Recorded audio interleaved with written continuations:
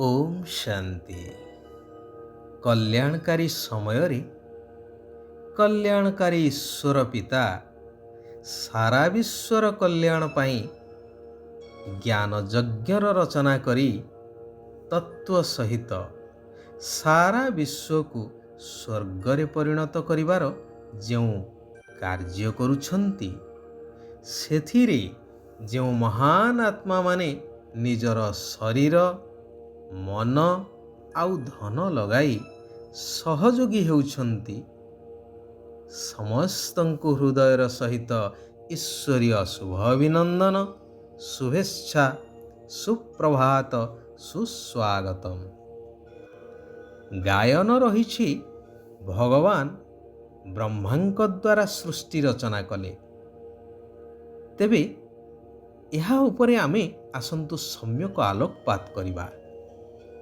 सारा विश्वर रचयिता सर्वशक्ति सर्वज्ञान गुणर सागर दुखहर्ता सुखकर्ता सर्व आत्मांकर पिता परमात्मा भगवान जहांको सारा विश्ववासी डाकुछंती मुक्ति जीवन मुक्ति पाइबा पाई से आसी सृष्टिर रचना करुछंती अर्थात सुंदर सुखदायी सर्वश्रेष्ठ नूतन दुनिया जहाकु स्वर्ग बोली कहि परिबा ताहार रचना करिवे निश्चय।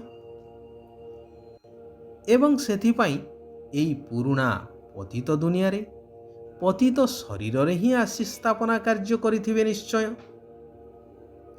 एवं स्थापना परे एई दुखदायी दुनियार विनाश निश्चय होइथिबो एथिरे संदेह करिबा बा कल्पनार कथा तो किछि नाही। आउ एई सुंदर दुनिया स्थापन करिबा अर्थात सेही दुनिया पाई प्रजा तो दरकार ना। तेणु प्रजापिता ब्रह्मांक माध्यम रे ज्ञान सुनाई ब्रह्मा मुख वंशावली ब्राह्मण ब्राह्मणी रचना करुछंती जो माने कि सेही नूतन दुनिया रे दैवित्व को प्राप्त करी राज्य भाग्य भोग करिवे। सेमानंकु वर्तमान पुष्य संतान रूप रे भगवान ग्रहण करुछंती जहांको उद्देश्य रे गायन अछि कि सबु वर्ण ठारू श्रेष्ठ वर्ण हेउछि ब्राह्मण वर्ण एवं ब्राह्मण देवतांको ठारू मध्य उत्तम कारण स्वयं भगवान सीधा सळख सेमानंकु संतान भाव रे ग्रहण करी समस्त संपत्तिर उत्तराधिकारी करौछंती। सदा सर्वदा परस्पर परस्परर हृदय रे रहुछंती जेउथि पाई शास्त्र रे लेखा जाइछि कि समस्तंक हृदय रे भगवान अछंती बोली। यह हेउछि भावनार कथा बाकी समस्तंक हृदय रे भगवान रहिबे बा किपरि। भगवान एक कोटि कोटि हृदय रे जदि रहुथान्ते तेबे डाकिबार आवश्यकता पड़ंता नहीं कि भगवान को आसीबा को मध्य पड़ंता नहीं। आउ विशेष भाव रे जहा कुहा जाइछि गीता रे यदा यदा हि धर्मस्य ग्लानिर्भवति भारत ताहार कोनोसी तात्पर्य रहंता नहीं। जेतेबेले कली जुगर अंत एवं सत्यर आरंभ एई संगम जुगरे परमात्मा आसुछंती एही समय रे ही समस्त आत्मा मानंकर भाग्य निर्धारित ही थाए। पतित पावन भगवान समस्त पतित आत्मा एवं तमो प्रधान पांच तत्व को मध्य पवित्र सत प्रदान करुछंती एवं जन्म जन्मांतर पाई अहो सौभाग्यशाली करुछंती अर्थात समस्तंकर उत्थानर कला हेउछि।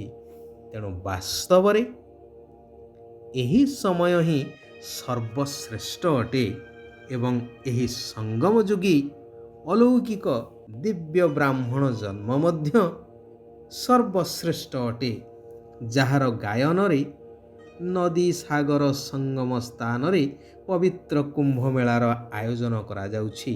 अधुना ବାସ୍ତବରେ ଏହି କଲ୍ୟାଣକାରୀ ପୁରୁଷୋତ୍ତମ ସଙ୍ଗମ ଯୁଗରେ ଜ୍ଞାନସାଗର ପରମାତ୍ମା ଏବଂ ଆତ୍ମା ରୂପୀ ଜ୍ଞାନ ନଦୀମାନଙ୍କର ମିଳନ ହେଉଛି, ଯାହାଦ୍ୱାରା ସାରା ସଂସାର ପବିତ୍ର ସତପ୍ରଧାନ ହୋଇଯାଉଛି, ନୂତନ ସ୍ୱର୍ଗ ରାଜ୍ୟରେ ପରିବର୍ତ୍ତିତ ହୋଇଯାଉଛି।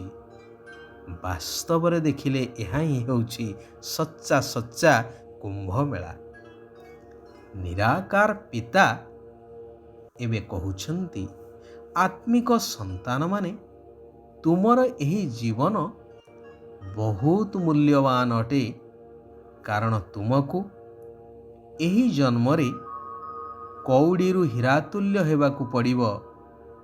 ସେଥିପାଇଁ ଯେତେ ଦୂର ସମ୍ଭବ ନିରାକାର ପିତାଙ୍କ ସ୍ମୃତିରେ ରୁହ। ହାତରେ କାମ କରି ବୁଦ୍ଧିରେ ବାବାଙ୍କୁ ମନେ ପକାଇ ଚାଲ। ଏବେ ଏହି ଶ୍ରେଷ୍ଠ ଚରିତ୍ର ନିର୍ମାଣ ସମୟରେ ଚରିତ୍ରର ରେଜିଷ୍ଟର ଯେପରି ଖରାପ ନ ହେଉ, ସେଥିପ୍ରତି ବିଶେଷ ଭାବରେ ଧ୍ୟାନ ଦେବାକୁ ହେବ। ଯଦି କାହାକୁ ଦୁଃଖ ଦେଲ, ତେବେ ଦୁଃଖ ଦେବା ଦ୍ୱାରା ରେଜିଷ୍ଟର ଖରାପ ହୋଇଯାଇଥାଏ।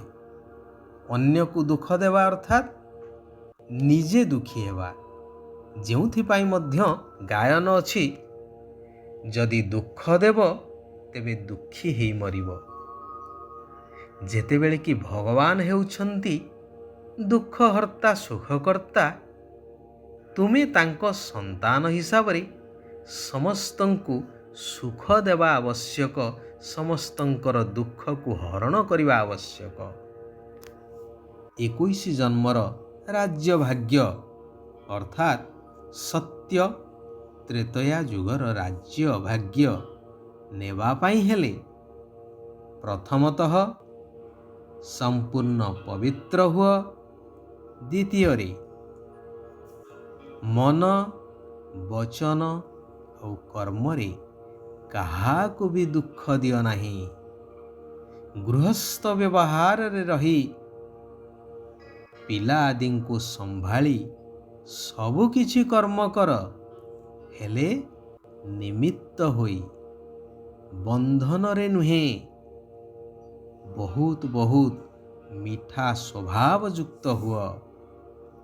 ହୃଦୟର ସଚ୍ଚା ସ୍ନେହ ଏକମାତ୍ର ବାବାଙ୍କ ସହିତ ରଖିବାକୁ ହେବ।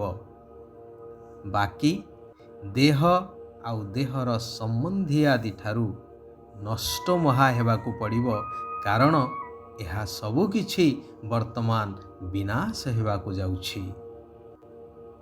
କୌଣସି ବି ପାପକର୍ମ ନ ହେଉ, ଏଥିପ୍ରତି ସଜାଗ ରହିବା ଦରକାର। ଏହି ଈଶ୍ୱରୀୟ ସେବାରେ କେବେ ବି ଥକି ଯିବାର ନାହିଁ। ନିଜର ବହୁମୂଲ୍ୟ ସମୟକୁ ନଷ୍ଟ କରିବା ବୁଦ୍ଧିମାନର କାର୍ଯ୍ୟ ନୁହେଁ। ଘରେ ଘରେ ଏହି ଆତ୍ମିକ ଡାକ୍ତରଖାନା ଅର୍ଥାତ୍ ଗୀତା ପାଠଶାଳା ଖୋଲି ସମସ୍ତଙ୍କୁ ୟାଦ ବା ବାବାଙ୍କର ସ୍ମୃତି ରୂପକ ଔଷଧ ଦେଇ ଚାଲିବା ଦରକାର। ଶିବ ବାବା କହୁଛନ୍ତି, ଗୃହସ୍ଥ ବ୍ୟବହାରରେ ରହି ଲୌକିକତା ଠାରୁ ଦୂରେଇ ରହି ପ୍ରଭୁଙ୍କର ସ୍ନେହ ପ୍ରାପ୍ତ କରୁଥିବା ମୋହମୁକ୍ତ ଆତ୍ମା ହୁଅ। ଯେଉଁ ସ୍ଥାନରେ ଥାଅ ହେଲେ ସେଠିକାର ବାତାବରଣ ସେବାସ୍ଥାନ ଭଳି ହେଉ। ମୋର ପଣିଆ ସେଠାରେ ନ ରହୁ, ନିମିତ୍ତ ଭାବନା ରହୁ। ଯଦି ସଦାସର୍ବଦା ସର୍ବ ସମ୍ପତ୍ତିରେ ସମ୍ପନ୍ନ ଏବଂ ସନ୍ତୁଷ୍ଟ ରହିବ, ତେବେ ପରିସ୍ଥିତି ବା ବିଘ୍ନ ଆସିବ ଏବଂ ବଦଳିଯିବ ଅର୍ଥାତ୍ ଚାଲିଯିବ। ଆଚ୍ଛା, ଆଜି ପାଇଁ ଏଇଠାରେ ଆମେମାନେ ବିରାମ ନେବା। ସାରା ବିଶ୍ୱର ଆତ୍ମାମାନଙ୍କର କଲ୍ୟାଣ ହେଉ। ସମସ୍ତେ ସୁଖ ଆଉ ଶାନ୍ତିର ଅନୁଭବ କରନ୍ତୁ। ଓମ୍ ଶାନ୍ତି। ओम शांति। ओम शांति।